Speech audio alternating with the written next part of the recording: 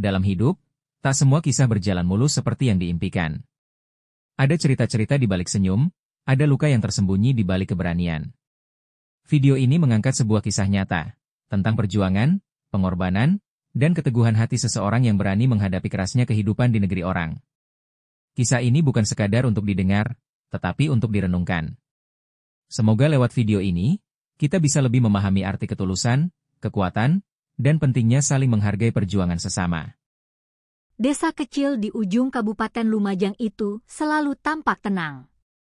Pagi hari, terdengar kokok ayam dan deru motor tua yang lewat di jalan berbatu. Di sanalah Dinda tinggal, gadis berusia 24 tahun yang menjadi tulang punggung keluarga sejak ayahnya lumpuh karena kecelakaan sawah.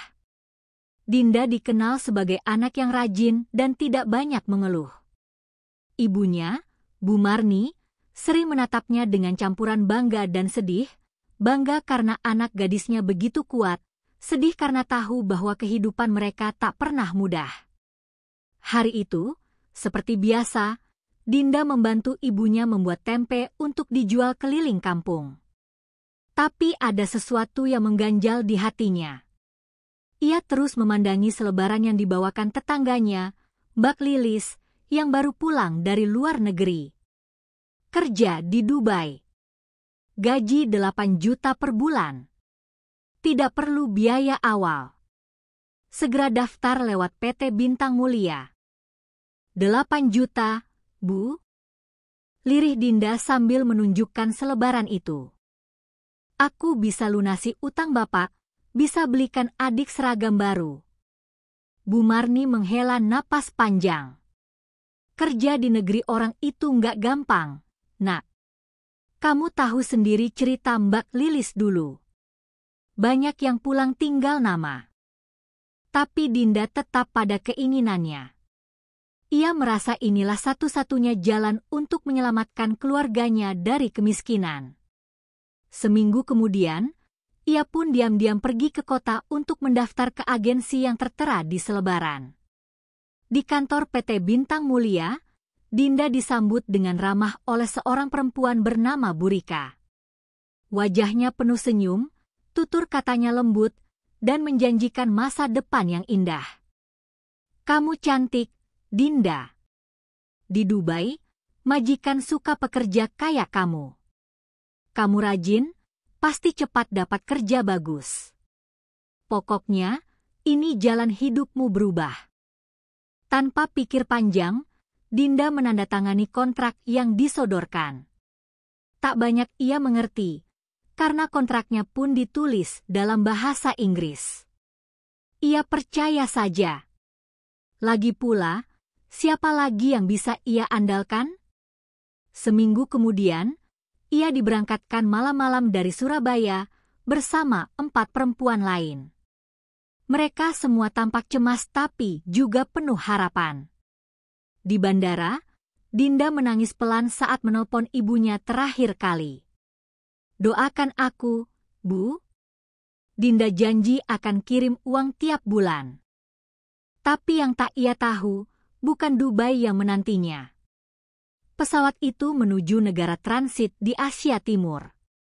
Dan dari sana, nasib Dinda berubah drastis. Sesuatu yang tak pernah ia bayangkan akan terjadi mulai menyergapnya. Satu persatu harapannya perlahan musnah. Lampu-lampu bandara itu begitu silau. Dinda menatap keluar jendela pesawat dengan cemas. Saat pramugari mengumumkan bahwa pesawat akan mendarat di Bangkok, bukan Dubai, jantungnya mulai berdegup kencang. Bukankah seharusnya ke Dubai? Kenapa kita ke Thailand? Ia bertanya ke Burika yang ikut mendampingi selama perjalanan. Tapi Burika hanya tersenyum tipis. Transit dulu, sayang. Nanti baru lanjut. Kamu tenang aja, semua udah diatur. Namun Dinda mulai merasakan ada yang tidak beres. Begitu keluar dari pesawat, mereka tidak diarahkan ke ruang tunggu seperti penumpang biasa. Sebaliknya, mereka dibawa lewat pintu khusus tanpa pemeriksaan imigrasi resmi. Di luar, dua pria asing sudah menunggu dengan mobil van hitam. Salah satunya bertubuh besar dan penuh tato. Saat mata mereka bertemu, Dinda langsung menunduk. Tubuhnya menggigil, firasat buruk merayap dalam darahnya. Naik, cepat, bentak pria satunya dalam bahasa Inggris campur Thai. Dengan rasa takut, Dinda dan 4 perempuan lain naik ke dalam mobil. Mereka saling berpandangan, tapi tak berani bicara. Tak ada yang paham bahasa asing, kecuali satu orang bernama Sri yang pernah kerja di Malaysia. Bahkan Sri pun terlihat pucat pasi. Perjalanan itu sunyi dan mencekam. Mobil membawa mereka jauh dari kota, ke sebuah rumah besar di pinggiran yang dikelilingi pagar besi tinggi. Saat mobil berhenti dan pintu terbuka, beberapa wanita muda dari berbagai negara menatap mereka dari jendela atas. Mata mereka kosong, seperti tak punya harapan. Di dalam rumah, Burika berubah wajah. Tak lagi ramah dan lembut, tapi menjadi keras dan menakutkan. Mulai malam ini, kalian jangan banyak tanya. Kalian akan tinggal di sini sampai ada majikan yang cocok. Tugas kalian, nurut. Kalau tidak, kalian akan dihukum. Dinda memberanikan diri bertanya, tapi saya dikontrak untuk kerja rumah tangga di Dubai. Plak. Sebuah tamparan mendarat keras di pipinya. Kamu pikir hidup ini semudah brosur? Teriak Burika. Mulai sekarang, kamu milik kami. Tangis Dinda pecah. Ia berusaha lari ke pintu, tapi 2 pria bertato langsung menahannya dan menyeretnya ke sebuah ruangan kecil yang gelap dan pengap. Bau keringat dan urin menusuk hidung. Di dalam ruangan itu, hanya ada matras tipis dan rantai besi di dinding. Pintu dikunci dari luar. Gelap. Sunyi. Hanya napas berat dan tangis teredam yang terdengar. Dinda meringkuk sambil memeluk lututnya. Ya Tuhan, ini bukan Dubai, ini bukan kerja rumah tangga, ini penjara. Malam itu, salah satu teman sekamarnya, Sri, dibawa keluar oleh pria bertato. Ia memberontak, berteriak, tapi tak ada yang peduli. Beberapa jam kemudian, Sri kembali dalam kondisi hancur. Bibirnya sobek, matanya lebam, tubuhnya gemetar hebat. Mereka memperkosa aku, isaknya sambil memeluk Dinda. Kita bukan TKW, kita dijual, Din, kita dijual. Dinda hanya bisa mematung. Dunia runtuh. Ia ingin pulang. Ia ingin ibunya. Tapi satu-satunya yang menemaninya saat ini hanyalah ketakutan yang menempel erat seperti bayangan gelap yang tak bisa diusir. Pagi datang tanpa cahaya. Matahari memang terbit, tapi di kamar sempit itu, gelap tak pernah benar-benar pergi. Dinda duduk memeluk lutut, menatap tembok kusam yang dingin. Di sampingnya, Sri masih terguncang. Luka di bibirnya belum mengering, tapi yang paling parah adalah luka yang tak tampak, luka di dalam jiwa. Pintu besi terbuka keras. 2 pria masuk sambil membawa rantai kecil. Yang rambut panjang, ikut. Salah satu dari mereka menunjuk Dinda. Tidak. Jangan. Aku nggak mau, jerit Dinda sambil mundur ke sudut. Tapi usahanya sia-sia. Mereka menyeretnya keluar, menutup mulutnya dengan kain, dan membawanya ke ruangan berbeda, lebih besar, lebih terang, dan lebih menjijikan. Di tengah ruangan itu ada kamera, lampu sorot, dan kursi kulit merah. Di sudut ruangan, ada layar besar yang menunjukkan wajah-wajah pria asing yang sedang menawar, seolah Dinda adalah barang dilelang. Perawan. Usia 24. Baru datang dari Indonesia. Tubuh mulus. Siapa mau coba pertama? Teks itu muncul di layar, dan harga mulai muncul, $3.000 Amerika, $3.500 Amerika, $4.000 Amerika. Dinda menjerit dan memberontak sekuat tenaga. Tapi tubuhnya ditahan. Seorang wanita asing masuk, dandanan menor, sikap dingin, dan mulai mencuci wajah Dinda, mengoleskan lipstik, dan memakaikan lingerie murahan. You smile. Or I punish you. Tidak. Aku bukan barang. Aku mau pulang, teriak Dinda. Tiba-tiba, suara tamparan terdengar keras. Wanita itu menampar pipi Dinda lalu menarik rambutnya. Buka mata. Senyum. Atau kamu dikasih ke pelanggan paling sadis. Dinda akhirnya lemas. Ketakutan mengalahkan harga diri. Ia hanya bisa menangis dalam diam saat tubuhnya diputar seperti boneka, dipamerkan ke layar, lalu ditarik kembali ke ruangan asal setelah seorang pria tua dari Timur Tengah mengonfirmasi pemesanan. Dinda menangis dalam pelukan Sri malam itu. Tangis yang bukan hanya karena takut, tapi juga karena rasa jijik terhadap dirinya sendiri. Ia merasa tubuhnya tak punya arti lagi. Harga dirinya dihancurkan oleh angka-angka yang muncul di layar. Sri, aku nggak kuat, aku mau mati aja, bisiknya. Kita harus bertahan, Din. Kita harus kabur. Kalau nggak, kita akan hancur semua. Malam itu, untuk pertama kalinya, ada seberkas api kecil yang menyala dalam dada Dinda. Api perlawanan. Ia mulai memperhatikan seluk-beluk rumah itu. Pintu-pintunya. Jadwal penjagaan. Celah untuk kabur. Tapi saat mereka nyaris menemukan kesempatan, pada malam penjaga tertidur karena mabuk, tiba-tiba. Sri ditarik dari tempat tidur. Seorang penjaga berdiri dengan wajah penuh amarah dan cambuk di tangan. Kalian pikir bisa kabur? Kalian pikir kami bodoh? Sri diseret keluar. Dinda mengejar, berteriak, memohon. Tapi pintu ditutup keras di depan wajahnya. Suara cambukan terdengar berkali-kali. Diselingi jeritan Sri. Dinda tak bisa berbuat apa-apa kecuali menangis. Di lantai, ia melihat sehelai rambut Sri yang tercabut dan menempel di bekas darah yang menetes dari pintu. Tuhan, kalau Engkau masih ada, tolong aku, tolong kami. 2 hari setelah Sri dihukum, Dinda nyaris tidak berbicara. Tubuhnya ada, tapi pikirannya kosong. Setiap suara langkah di lorong membuatnya gemetar.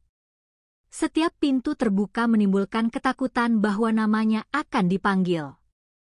Dan ketakutan itu menjadi nyata. Pagi itu, pintu kamarnya dibuka. Seorang pria lokal masuk, mengenakan jas rapi. Penampilannya berbeda dari pria-pria penjaga rumah itu, lebih bersih, lebih tenang. Tapi senyumnya justru membuat Dinda lebih takut. Di belakangnya, Burika muncul lagi, kali ini dengan nada manis. Dinda, hari ini kamu beruntung. Ada pelanggan VIP. Orang penting. Kalau kamu layani baik-baik, hidupmu bisa berubah. Dia bisa beli kamu penuh dan bawa kamu keluar dari sini. Dinda menunduk. Ia tahu itu bukan tawaran kebebasan. Itu hanya perpindahan penjara dari satu kandang ke kandang lainnya. Mobil hitam berlapis kaca membawa Dinda keluar malam itu. Ia tak tahu kota apa ini. Jalanan tampak sibuk, tetapi ia tidak berani berteriak. Tangannya diikat. Mulutnya diberi ancaman sejak dari rumah. Sekali kamu coba kabur, temanmu yang di dalam mati. Mobil berhenti di sebuah bangunan mewah, seperti hotel tapi lebih tertutup. Ia dibawa naik ke lantai atas, ke sebuah ruangan luas dengan balkon dan lampu gantung kristal. Di sana, pria yang membelinya sudah menunggu. Bertubuh gemuk, bermuka licin, mengenakan jas gelap. Saat ia bicara, aksennya menunjukkan bahwa ia berasal dari Timur Tengah. "Namamu Dinda, ya? Kamu muda, cantik. Aku suka. Kita nikmati malam ini, lalu kita bicara masa depanmu." Ia bicara dengan sopan. Tapi tangan dan matanya tak pernah berhenti menjelajah tubuh Dinda, seolah dia memang hanya benda. Dinda mencoba bicara. "Tolong, saya hanya ingin pulang. Saya tidak mau kerja seperti ini." Politikus itu tertawa kecil. "Pulang? Gadis kecil, kamu sudah dijual. Kamu bukan milik siapapun kecuali jaringan kami. Tapi, jika kamu menyenangkan aku malam ini, aku bisa beli kamu seutuhnya dan simpan di villa pribadiku. Di sana, kamu hanya melayaniku. Bukan banyak orang. Bukankah itu lebih baik?" Ketegangan di dalam dada Dinda memuncak. Ia merasa seperti tercekik. Ia bisa saja menyerah, menerima perlakuan lebih baik sebagai milik pribadi pria ini. Tapi di kepalanya hanya ada wajah ibunya. Dan Sri. Saat pria itu mulai membuka bajunya dan menarik Dinda ke sofa, naluri bertahan hidupnya meledak. Brak! Dinda menyambar lampu meja dan menghantamkan ke kepala pria itu sekuat tenaga. "Tang! Duar!" Pria itu terkapar. Darah menetes dari pelipisnya. Dinda gemetar, panik, tapi instingnya berkata, "Lari!" Ia meraih tas yang tergeletak di lantai, milik pria itu. Di dalamnya ada dompet, ponsel, dan kartu identitas. Dinda tak sempat berpikir. Ia hanya berlari ke lorong, mencari lift, tangga, apapun. Tapi petugas hotel sudah tahu. Dua pria berseragam mengejarnya. Ia masuk ke lorong pelayan, menyelinap ke dapur, dan keluar lewat pintu belakang. Hujan turun deras, menutupi langkah dan napasnya yang kacau. Di jalan, ia berlari tanpa arah. Tak tahu kota mana ini. Tak tahu kemana harus pergi. Tapi untuk pertama kalinya dalam berhari-hari, ia bebas. Meski hanya untuk sementara. Dinda duduk di ruang kecil kedutaan, selimut menutupi tubuhnya, tangan masih gemetar. Seorang staf perempuan, Bu Ratna, membawakan teh hangat dan mencoba menenangkan. "Kamu sekarang aman, Dinda. Di sini kamu di wilayah Indonesia. Mereka tak bisa menyentuhmu." Tapi Dinda hanya menatap kosong. Mereka bilang kalau aku kabur, keluargaku yang akan dihancurkan. Bu Ratna terdiam. Ia tahu, jaringan sindikat perdagangan manusia yang Dinda hadapi bukan kelompok kecil. Mereka punya koneksi politik, uang, bahkan aparat setempat. Dan memang, ancaman itu nyata. Di kampung halaman Dinda, Tulungagung, Jawa Timur. Ibu Dinda, Bu Yanti, sedang menyapu halaman rumah ketika dua pria asing turun dari mobil hitam berplat Jakarta. Mereka tersenyum sopan, tapi tatapan mata mereka tajam. "Bu Yanti, kami perwakilan dari agensi Dinda bekerja. Kami hanya ingin memastikan semuanya baik-baik saja di sini." Bu Yanti mengangguk ragu. Tak lama kemudian, tetangga Dinda datang dan mulai bertanya-tanya. Pria-pria itu pun segera berpamitan, tapi sebelum pergi, salah satu dari mereka berbisik pelan. "Sampaikan ke anak ibu, kalau dia buka mulut, rumah ini akan terbakar. Dan bukan cuma rumahnya." Malamnya, Bu Yanti menerima SMS dengan gambar rumahnya dari sudut jauh. Ia menangis dalam diam, lalu menelepon nomor yang pernah diberikan Dinda sebelum berangkat ke luar negeri. Ternyata itu nomor staf perekrut. Tidak aktif. Kembali ke kedutaan. Dinda mendapat kesempatan bercerita secara lengkap. Ia menceritakan soal pemalsuan dokumen, penyiksaan, pemerkosaan, penjualan paksa, hingga pelariannya. Tapi yang membuat petugas terdiam adalah pengakuan tentang si politikus besar yang menjadi pembeli dirinya. Kalau ini kita laporkan terbuka, kamu bisa dibunuh, Dinda, kata seorang petugas laki-laki dari Unit Perlindungan WNI. Mereka punya kaki sampai ke sini. Bahkan mungkin ada di dalam sistem kami. Suasana tegang. Dinda diminta diam dulu, agar proses berjalan. Tapi Dinda mulai resah. Ia merasa hanya dipindah dari satu ruang terkunci ke ruang lainnya. Ia hanya ingin satu hal. Saya mau pulang. Ke ibu saya. Tapi malamnya, saat ia sendirian di kamar perlindungan, muncul panggilan video di ponsel sementara yang diberikan pihak kedutaan. Tak dikenal. Dengan ragu ia angkat. Layar menampilkan wajah seorang pria dari jaringan, mengenakan masker, dan di belakangnya Ibu Dinda. Diikat. Mulut disumpal. Matanya memohon. Dinda, kalau kamu buka mulut, ibumu akan jadi berita esok hari. Kita bisa bakar dia, kita bisa jual dia. Kamu tahu kita bisa. Tangkapan layar itu hancurkan ketenangan Dinda. Tidak, teriaknya, melempar ponsel ke dinding, jatuh menangis histeris. Petugas datang, mencoba menenangkan. Tapi Dinda hanya bisa menangis. Mereka pegang ibu saya, mereka tahu semuanya, kalian bilang saya aman, tapi mereka masih bisa masuk sampai ke rumah saya. Konflik meningkat. Dilema diam atau melawan. Keesokan harinya, pihak kedutaan mendesak Dinda untuk tetap bersaksi. Tapi Dinda kini berubah. Ia mulai menarik diri, tak mau bicara, tak mau makan. Sampai akhirnya Bu Ratna memutar strategi.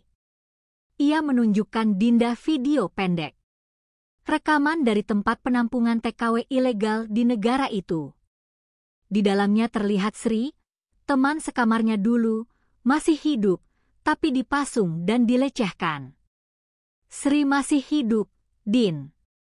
Dan dia akan terus menderita, kecuali kamu bicara. Dinda menunduk. Di satu sisi, jika bicara, ibunya terancam. Jika diam, banyak gadis seperti dirinya akan terus dijual dan disiksa. Malam itu, ia tulis sepucuk surat untuk ibunya. Ibu, jika aku harus mati agar mereka berhenti menyakiti gadis-gadis seperti aku, biarlah. Tapi kalau ibu selamat, itu cukup bagiku. Doakan aku kuat. Ia beri surat itu pada Bu Ratna. Saya siap bersaksi. Tapi lindungi ibu saya. Apapun caranya. Pagi itu, langit tampak cerah, namun dada Dinda terasa sesak. Ia mengenakan setelan sederhana warna abu-abu, wajahnya dipulas tipis oleh staf kedutaan agar tampak tenang. Tapi di balik semua itu, tubuhnya gemetar. Hari ini ia akan bersaksi, secara resmi, di hadapan tim investigasi gabungan dari Kedutaan Indonesia, Interpol, dan beberapa aktivis HAM.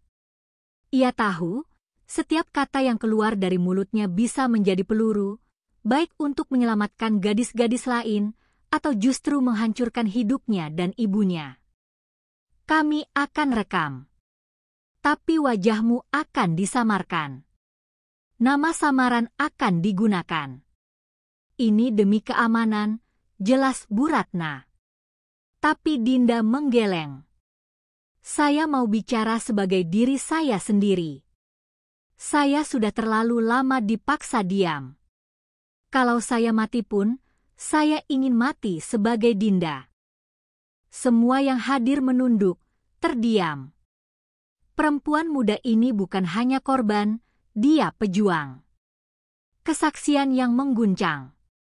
Dinda menceritakan semuanya. Nama-nama yang ia hafal.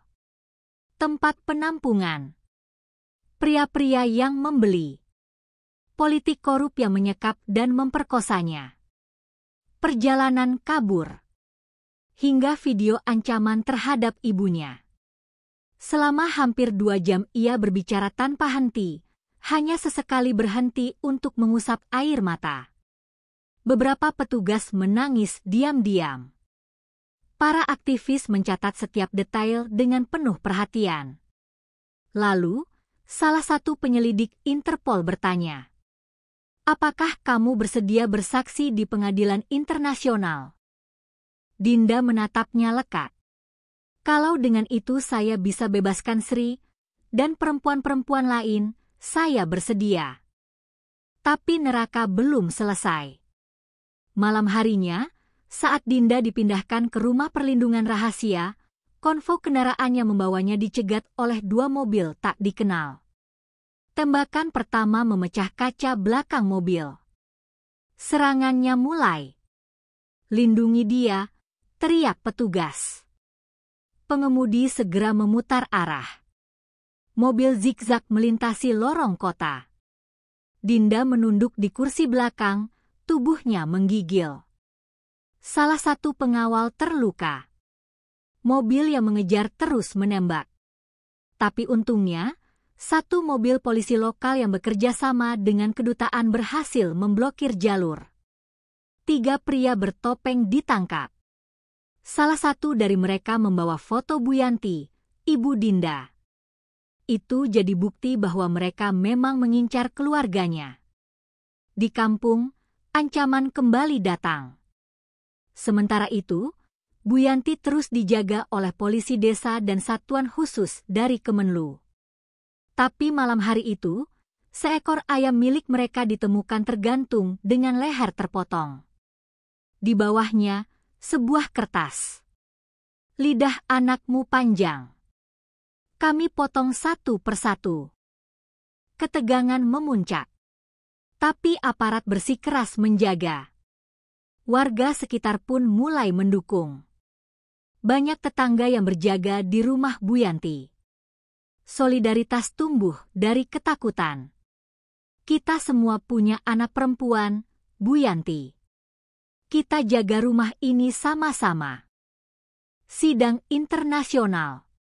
Dinda akhirnya hadir secara daring di pengadilan internasional.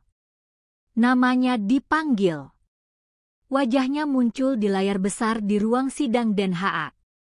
Di hadapan para hakim, diplomat, pengacara, dan wartawan internasional, Dinda memberikan kesaksian yang memukul dunia. "Nama saya Dinda Pramesti. Saya warga negara Indonesia. Saya bukan barang. Saya manusia. Tapi saya dijual, diperkosa, dipukuli, dipaksa. Saya bukan satu-satunya. Ada ratusan gadis seperti saya. Beberapa mati. Beberapa hilang. Beberapa masih dipaksa melayani pejabat dan tokoh berkuasa. Saya di sini bukan untuk menyelamatkan diri saya, tapi menyelamatkan mereka yang belum bisa lari." Sidang hening. Tak ada suara. Lalu suara tepuk tangan terdengar dari deretan aktivis dan organisasi perempuan. Akhirnya, harapan. Berkat kesaksian Dinda, jaringan mulai runtuh. Madam Lin ditangkap di Malaysia. Politikus korup itu dipanggil ke pengadilan dan dinonaktifkan. Beberapa lokasi penampungan ilegal digerebek. Sri dan beberapa TKW lainnya berhasil diselamatkan dari tempat penyekapan. Dinda sendiri akhirnya dipulangkan ke Indonesia dengan pengamanan penuh. Di Bandara Soekarno-Hatta, ia disambut Bu Yanti yang tak bisa menahan air mata. "Anakku, anakku, kamu hidup." "Aku hidup, Bu, dan aku bebas." Dinda kini aktif menjadi pembicara dan aktivis untuk kampanye melawan perdagangan manusia. Kisahnya ditulis dalam banyak artikel, menjadi pelajaran bagi ribuan calon TKW. Tapi bekas luka itu tak pernah benar-benar hilang. Ia menatap setiap senja dengan mata yang dalam. "Aku bisa saja mati. Tapi aku memilih melawan.